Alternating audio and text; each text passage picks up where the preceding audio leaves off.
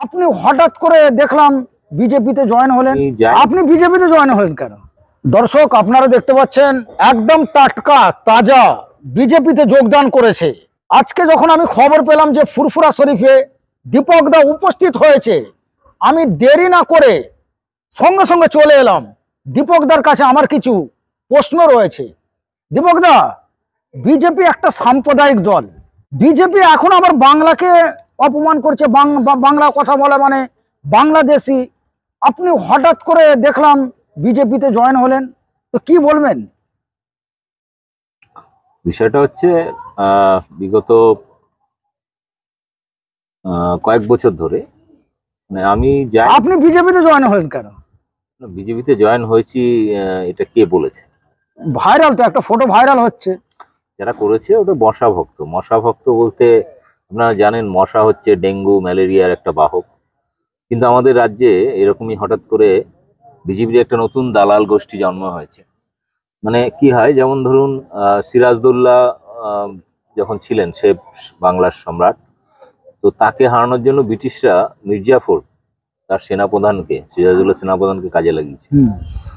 তো সে বিশ্বাসঘাতকতা করেছিল বলেই বাংলায় কিন্তু ব্রিটিশরা ক্ষমতা দখল করেছে। তো পশ্চিমবাংলায় বিজেপি ক্ষমতা দখল করতে পারছে না, কয়েক বছর ধরে চেষ্টা করছে। বাংলার সম্প্রীতি, বাংলার হিন্দু মুসলিমের দীর্ঘদিনের যে ঐতিহ্য, সেটাই বড় বাধা। এবং সেই কারণে পশ্চিমবাংলায় এবারে শেষ তাদের যুদ্ধ আর কি, বাংলা দখল করতে হবে। মানে তারা মঞ্চে দাঁড়িয়েও বলে দখল করতে হবে। দখল করা মানে মনে হচ্ছে যুদ্ধ যুদ্ধ ব্যাপার। তো যাই হোক, বিজেপি এটা যুদ্ধ হিসেবেই ধরে। তো সেই কারণে সেই মির্জাফরের মতো আরেকটা মির্জাফরকে বাংলায় তারা তৈরি করেছে। তারা তাকে বিভিন্নভাবে তোল্লাই দিচ্ছে, প্রশংসা করছে, তাদের চ্যানেলে এনে তাকে খুব ফুটেজ দিয়ে একদম ফুলিয়ে ফাঁপিয়ে সেই নরেন্দ্র মোদী একটা দাঙ্গাবাজকে যেমন এখন বিশ্বগুরু বানিয়ে দিয়েছে, তো তাকেও একটা মসিহা বানিয়ে দিয়েছে মুসলিমদের। এই পরিণতি কি হয় তা আমরা 1946 সালে বাংলা ভাগের আগে হিন্দু মুসলিম দাঙ্গা দেখেছি। আমরা আসামের মতো দেখেছি, যেখানে দীর্ঘ প্রায় 10-15 বছর কংগ্রেস ক্ষমতায় ছিল এবং শেষ দিকে বিজেপি সেখানে ক্ষমতা দখলের আগে সেখানকার মুসলিম নেতাদেরকে ভুলিয়ে ফাঁপিয়ে প্রচার করে মুসলিমদের মসিহা, অধিকার আদায় করতে হবে, চাকরি বাকরি এমন কিছু করতে হবে বলে চিৎকার করে মুসলিমদেরকে জড়ো করে তারা করলেন কি, তারা হঠাৎ করে যখন ক্ষমতা এলো, বিজেপি কংগ্রেস চলে গেল আসাম থেকে এবং তারপরে বিজেপি ক্ষমতা এলো। ক্ষমতা আসার পর প্রথম 1-2 বছর একটু চুপ ছিল। বর্তমানে এমন একটা পরিস্থিতি, বিগত কয়েক বছরে আসামে প্রায় 15,000 মাদ্রাসা, মাজার, মসজিদ এবং আরো বিভিন্ন মুসলিমদের ঘর বাড়ি, প্রায় 15,000-এর বেশি বুলডোজার দিয়ে গুড়িয়ে দিয়েছে। গ্রামের পর গ্রাম, এই রিসেন্ট আমরা দেখলাম প্রায় 9,000 বিঘা জমি দখল করে আদানিকে তুলে দেওয়া হচ্ছে।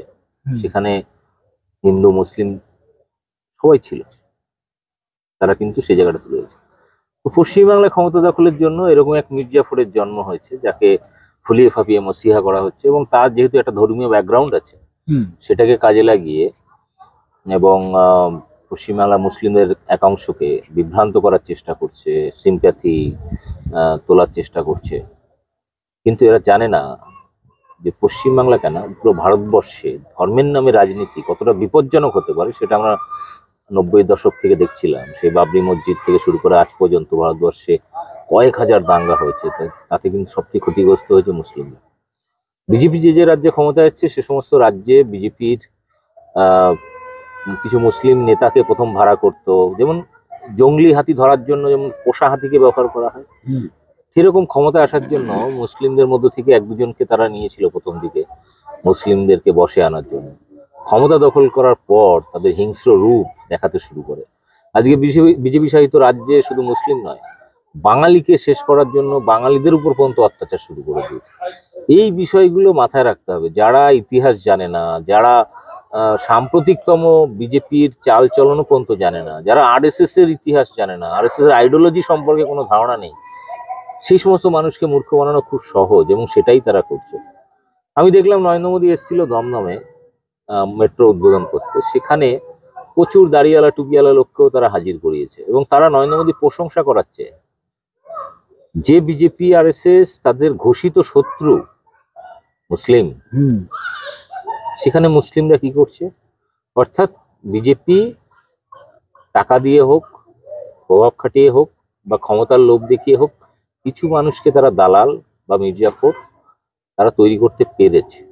এটা বিজেপির ক্রেডিট। কিন্তু দীপকদা আমরা তো কিন্তু না, এখানে প্রশ্নটা শুরুটা কি ছিল যে দীপকদা আপনি বিজেপিতে জয়েন হ্যাঁ আমরা দেখলাম হচ্ছে এরকম একটা ছবি। আপনারা আমার ফেসবুক বা ইউটিউবে গিয়ে দেখতে পারেন যে অ্যাকচুয়ালি ওই ছবিটা কারা তৈরি করেছে। এই যে যা মির্জাফরের গল্প শুনলাম, নতুন যে মির্জাফরের জন্ম হয়েছে, বিজেপি জন্ম দিয়েছে, ফুটেজ দিচ্ছে, প্রশংসা করছে। তো সেই মির্জাফরের যারা অন্ধভক্ত তারা আমার সাথে পেরে না উঠে তাদের আসল সত্যিটা সামনে আনছি বলে তারা কি করেছে, কোথাও একটা বিজেপির ছবি, সেখানে একজনের মুখের উপর আমার মুখটা বসিয়ে এডিটিং এত বাজে। আমি তো হয়েছি যে এডিটিংটা আমি কমেন্ট করেছি অনেক জায়গায়, যারা পোস্ট করছে তারা বলছে যে আমি নাকি বিজেপি জয়েন করেছি। তবে আমার দীর্ঘ ইতিহাসের জায়গা থেকে মানুষ জানে, আর বিজেপিও হারে হারে জানে। আমি যদি বিজেপি জয়েন করতাম, পশ্চিমবাংলার সমস্ত চ্যানেলে, সে সোশ্যাল মিডিয়া হোক কি মেইন স্ট্রিম মিডিয়া বা গদি মিডিয়া হোক, সব জায়গায় প্রথম পাতায় এটা খবর হতো। এবং বিজেপির কাছে মনে হয় সেটা অকাল দীপাবলি বা দেওয়ালি উৎসব পালন হতো, সেলিব্রেশন হতো, যে দীপক ব্যাপারীর মতো এখন চরম শত্রু বিজেপি আরএসএস এর, চরম শত্রু আজন্ম, যে বিজেপি আরএসএস এর বিরুদ্ধে লড়াই করে এসছে, মানুষকে সচেতন করেছে, হিন্দু হোক, মুসলিম হোক, মতুয়া হোক, আদিবাসী, দলিত, সমস্ত সম্প্রদায়ের মানুষকে বিজেপির হাত থেকে বাঁচানোর চেষ্টা করেছে। কিন্তু বিজেপি জয়েন করেছে, এটা মানে কি বলবো, মানে আমার চরম শত্রু বিজেপি আরএসএসও বিশ্বাস করে। কিন্তু দীপকদা একটা আবার কিছু কিছু মানুষ বলছে যে এই যে ফটোটা যে তো আপনার ভাইরাল হয়েছে, বলছি এটা মানে গত কয়েকদিন বা পুরনো ফটো হতে পারে, যেখানে আগে বিজেপিতে জয়েন হয়েছিল, এখন ভিডিও ফটোটি ভাইরাল। তো আপনি কিভাবে প্রমাণ করবেন যে এটা এডিট করা ফটো? সেটা হচ্ছে আমি জানতাম না যে কোত্থেকে ওরা ফটোটা কালেক্ট করেছে, কিন্তু ফেসবুকে আমার অন্ধভক্ত নয়, আমার শুভাকাঙ্ক্ষী, আমার সমর্থক প্রচুর মানুষ আছেন যারা শিক্ষিত, ভদ্র এবং যারা সম্প্রীতিপরায়ণ, যারা সাম্প্রদায়িকতার বিরুদ্ধে সত্যি সত্যি যে মানুষগুলো রয়েছে, তারা কোনো রাজনৈতিক দলের, সে তৃণমূল হোক, বিজেপি হোক বা সিপিএম বা কংগ্রেস হোক বা আইএসএফ হোক, তাদের অন্ধভক্ত নয়। কিছু মানুষ আছে খুব মুক্তমনা, খুব যুক্তিবাদী মানুষ, তারা কিন্তু বিষয়টা ধরতে পেরেছে। তারা খুঁজে খুঁজে কিন্তু আসল ছবিটা বের করেছে। আসল ছবি, আচ্ছা আপনার কাছে আছে কি, একটু দেখান না। আসল ছবিটা তারাই খুঁজে বের করেছে, আমাকে পাঠিয়েছে। এটা হচ্ছে সেই নকল ছবি যেখানে মানে যেটা ভাইরাল। হ্যাঁ, যেটা ভাইরাল, এই যে ঝান্ডা হাতে আমার হ্যাঁ, এই ছবিটাই তো ভাইরাল হয়েছে। ঠিক আছে, এবারে মজাটা হচ্ছে আসল ছবিটা আমি নিজেও জানতাম না কোথায় থেকে, পরে ওরা খুঁজে বের করেছে। আসল ছবি হচ্ছে এটা দেখুন কিরকম ফ্যাকাশে, তো ফ্যাকাশে টাইপের। আসল ছবি হচ্ছে এইটা, একদম হাই কোয়ালিটি ছবি এবং পরিষ্কার দেখা যাচ্ছে, মানে এটা অরিজিনাল ছবি। এটা অরিজিনাল ছবি। এখানে একটা টাকলা লোককে রয়েছে, ঠিক আছে, একদম ক্লিয়ার ছবি, এখানে কোনো এডিটিং নয়, একদম ক্লিয়ার ছবি। এখানে টাকলা লোকটার মুখে আমার মুখটা বসিয়ে দিয়েছে, কিন্তু এডিটিং এত বাজে করেছে। আমি ওই জন্য কমেন্টে বলতাম যে ভাই এডিটিংটা ভাই, একটু জুম করলেই বোঝা যায়, এমন ভাবে মুখটা থ্যাবড়ানো, অ্যাডজাস্ট করতে গিয়ে এত থেবড়ে দিয়েছে মুখটাকে যে পরিষ্কার বোঝা যাচ্ছে যে এটা আমার ইয়ে নয়। এমনকি ওই পেছনে টাকলার সাইডের মুখের যে শ্যাডো গুলো রয়েছে সেটা পর্যন্ত থেকে গেছে, ভালো করে এডিট করেনি। একদম ঠিক আছে, তো এটা থেকে পরিষ্কার যে এটা একটা ফেক বানানো হয়েছে আমাকে বিজেপি সাজানোর জন্য। আমার হাস্যকর লাগে যে বিজেপি এতদিন আমাকে মোল্লাদের দালাল, আমি নাকি মোল্লা, আমার নাম পাল্টে বিভিন্ন জায়গায় সোশ্যাল মিডিয়া প্রচার করেছে। আবার এখন এই মশাদ ভক্ত, মানে যাদেরকে আমি মশা ভক্ত বলি, সেই মশা ভক্তরা আবার আমাকে বিজেপি বানানোর চেষ্টা চলছে। এবার আমি বারবার কমেন্ট করি, ভাই ছবিটাকে ভালো করে এডিট কর, এ থেকে আমি 2 টাকাও দেবো না তোকে, হ্যাঁ তুই ভালো করে এডিট কর, আমি তোকে 2 টাকা পেটিএম করে দেবো। আবার এটাও বলেছি যে ভাই কাজ কর, তোরা আগে নিজেরা ঠিক কর আমি কোনটা। বিজেপি বলছে আমি মোল্লা ভক্ত, আর মশা সিদ্দিকী অর্থাৎ মুসলিমদের একটা অংশ বলছে আমি নাকি বিজেপি করি। তোরা আগে নিজেরা দুজনে মিলে আলোচনা কর, 2 দলের অন্ধভক্তরা, 2টো কোম্পানির অন্ধভক্তরা আগে ঠিক কর নিজেরা মিটিং করে যে দীপক ব্যাপারী আসলে কি।